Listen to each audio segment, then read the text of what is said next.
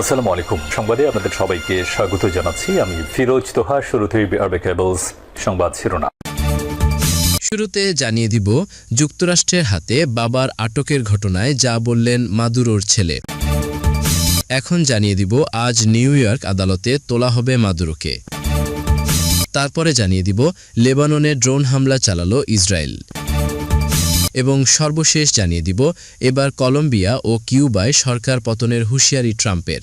দর্শক, এতক্ষণ শুনছিলেন সংবাদ শিরোনাম, এখন বিস্তারিত জানার আগে আপনি যদি আমাদের চ্যানেলে নতুন এসে থাকেন তাহলে আমাদের চ্যানেলটি সাবস্ক্রাইব করুন এবং আপনি এই ভিডিওটি কোন জায়গা থেকে দেখছেন এবং শুনছেন তা কমেন্ট করুন। আর ভিডিওটি যদি ভালো লেগে থাকে একটি লাইক দিন। যুক্তরাষ্ট্রের হাতে বাবার আটকের ঘটনায় যা বললেন মাদুরোর ছেলে। ভেনেজুয়েলার প্রেসিডেন্ট নিকোলাস মাদুরো ও তার স্ত্রী সিলিয়া ফ্লোরেসকে মার্কিন বাহিনীর তুলে নেওয়ার ঘটনায় মুখ খুলেছেন তার ছেলে নিকোলাস মাদুরো গুয়েরা। এক ভিডিও বার্তায় ভেনেজুয়েলার জনগণকে রাস্তায় নেমে আসার আহ্বান জানিয়েছেন তিনি।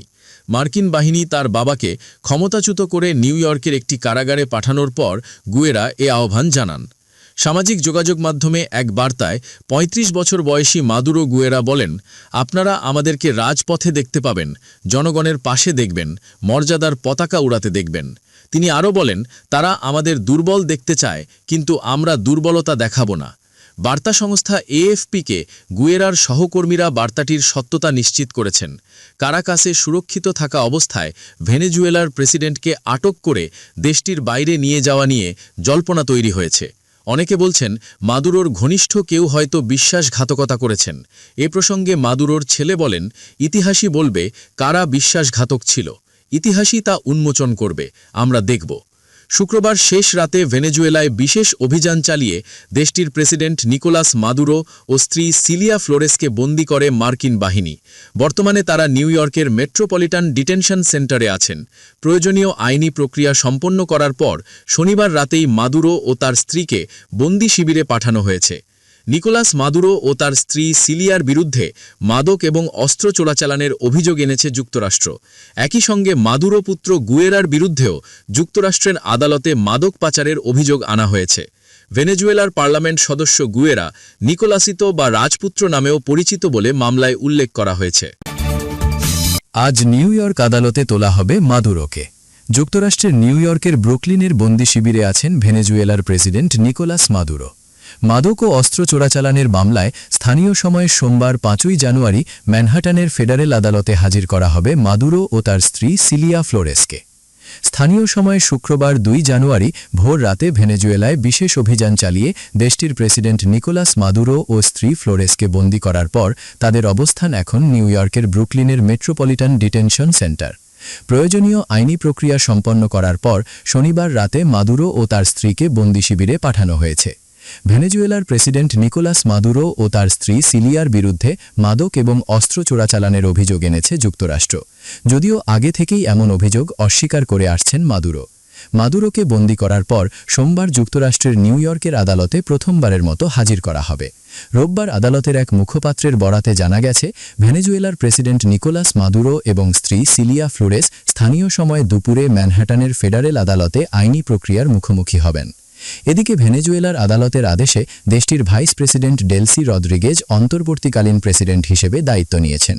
রদ্রিগেজকেও কড়া হুঁশিয়ারি দিয়েছেন মার্কিন president Donald Trump. The Atlantic সাময়িকীকে দেওয়া সাক্ষাৎকারে মার্কিন প্রেসিডেন্ট বলেন, রদ্রিগেজ যদি সঠিক কাজ না করেন তবে তাকে নিকোলাস মাদুরোর চেয়েও বড় মূল্য দিতে হতে পারে। প্রেসিডেন্ট মাদুরোকে আটক করতে মার্কিন অভিযানের বিরোধিতা করায় ডেলসি রদ্রিগেজকে এ সতর্ক বার্তা দেন ট্রাম্প। লেবাননে ড্রোন হামলা চালালো ইসরায়েল। লেবাননের দক্ষিণাঞ্চলে একটি গাড়িকে লক্ষ্য করে ইসরায়েলি ড্রোন হামলায় ২ জন নিহত হয়েছেন। রোববার দেশটির স্বাস্থ্য মন্ত্রণালয় এ তথ্য জানিয়েছে। ইসরায়েলের সেনাবাহিনী দাবি করেছে, তারা আল জুমাইজিমা এলাকায় হিজবুল্লাহর এক সদস্যকে লক্ষ্য করে হামলা চালিয়েছে। তবে নিহতদের পরিচয় বা বিস্তারিত তথ্য জানানো হয়নি। এর আগে ইসরায়েলি ড্রোন দক্ষিণের ওদাইসে শহরের কেন্দ্রস্থলে একটি বোমা ফেলে। পাশাপাশি আইতারুন এলাকার আশেপাশে কয়েকটি দাহ গোলাবারুদ ছোড়া হয়। এদিকে যুক্তরাষ্ট্রের মধ্যস্থতায় ২০২৪ সালের ২৭ নভেম্বর ইসরায়েল ও হিজবুল্লাহর মধ্যে একটি যুদ্ধবিরতি চুক্তি হয়েছিল। যুদ্ধবিরতি কার্যকর থাকলেও ইসরায়েল এখনও লিতানি নদীর দক্ষিণে কয়েকটি এলাকায় অবস্থান ধরে রেখেছে এবং নিয়মিত হামলা চালাচ্ছে। জাতিসংঘের লেবানন শান্তিরক্ষা বাহিনী ইউনিফিল জানিয়েছে যুদ্ধবিরতির পর থেকে ইসরায়েল 10,000-এর বেশি লঙ্ঘন করেছে।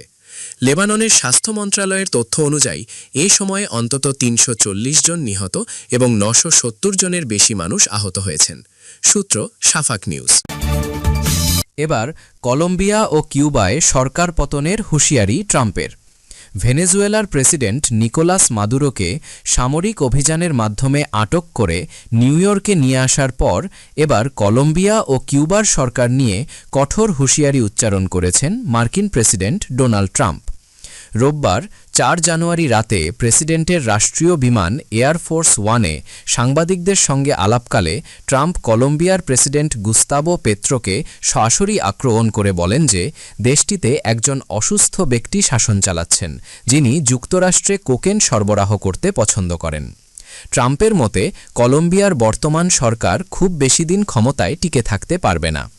আল জাজিরার প্রতিবেদনে জানানো হয়েছে যে লাতিন আমেরিকার এই অঞ্চলগুলোতে মার্কিন প্রভাব বিস্তারের লক্ষ্যে ট্রাম্পের এই মন্তব্য এক নতুন ভূ-রাজনৈতিক উত্তেজনা সৃষ্টি করেছে। সাংবাদিকরা যখন ট্রাম্পের কাছে জানতে চান যে কলম্বিয়াতেও ভেনেজুয়েলার মতো মার্কিন সামরিক অভিযানের কোনো পরিকল্পনা আছে কিনা, তখন তিনি রহস্যজনকভাবে উত্তর দেন, শুনতে ভালোই লাগছে। কলম্বিয়ার পাশাপাশি তিনি কিউবার ভবিষ্যৎ নিয়েও ভবিষ্যৎবাণী করেছেন। ট্রাম্পের বিশ্বাস কিউবা বর্তমানে পতনের মুখে রয়েছে এবং সেখানে সরাসরি সামরিক হস্তক্ষেপের প্রয়োজন নাও হতে পারে। তার মতে কিউবার আয়ের প্রধান উৎস ছিল ভেনেজুয়েলা এবং দেশটির জ্বালানি তেল। যেহেতু ভেনেজুয়েলার নিয়ন্ত্রণ এখন মার্কিন প্রভাবের বলয়ে চলে আসছে, তাই কিউবার বর্তমান সরকারের টিকে থাকা প্রায় অসম্ভব হয়ে পড়বে বলে তিনি দাবি করেন।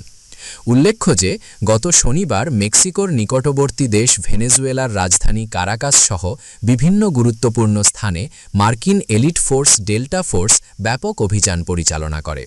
তারা মাদুরোর অত্যন্ত সুরক্ষিত সেফ হাউস থেকে তাকে ও তার স্ত্রী সিলিয়া ফ্লোরেসকে বন্দী করে দীর্ঘ 2000-এ মার্কিন এলিট ফোর্স ডেল্টা ফোর্স ব্যাপক অভিযান পরিচালনা করে। তারা মাদুরোর অত্যন্ত সুরক্ষিত সেফ হাউস থেকে তাকে ও তার স্ত্রী সিলিয়া ফ্লোরেসকে বন্দী করে দীর্ঘ 2100 মাইল পথ পাড়ি দিয়ে নিউ ইয়র্কে নিয়ে আসে। ট্রাম্প প্রশাসন মাদুরোর বিরুদ্ধে মাদক পাচারের গুরুতর অভিযোগ এনেছে এবং আজ সোমবার স্থানীয় সময় দুপুরে তাদের ম্যানহ্যাটানের ফেডারেল আদালতে হাজির করার কথা রয়েছে। ভেনেজুয়েলার এই নাটকীয় পরিবর্তনের পর ট্রাম্পের সাম্প্রতিক এই বক্তব্য প্রতিবেশী দেশগুলোর মধ্যে চরম আতঙ্ক ও অনিশ্চয়তা সৃষ্টি করেছে।